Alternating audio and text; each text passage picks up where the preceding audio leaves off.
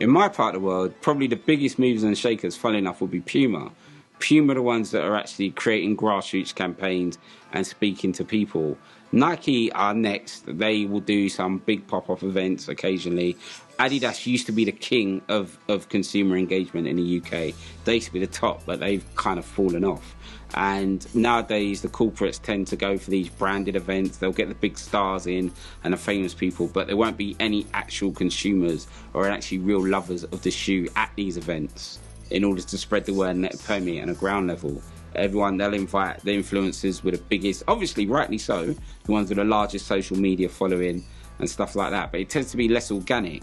You don't get a real feeling of what it is they're trying to get. Puma's, it's been a massive driving force. What you find with Puma's a bit of a sleeping giant.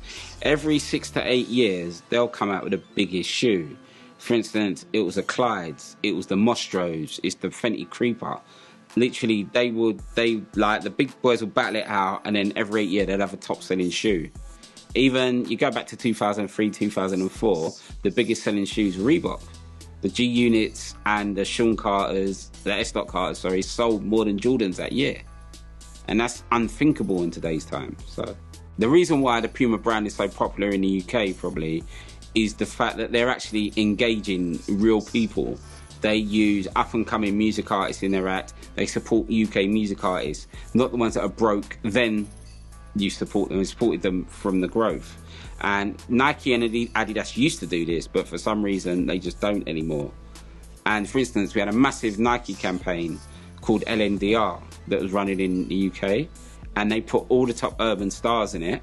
But unfortunately, someone else, another sportswear company, owns the LNDR trademark and gave Nike a cease and desist, and that whole campaign fell apart. And that campaign would have been the best campaign this year, hands down. And I think Puma sees that opportunity and done similar things, and they've done similar parties, and they spoke to people. Don't get me wrong, they haven't got it right all the time. Definitely haven't got it right all the time. But they're actually engaging with the youth and spending money in that particular market.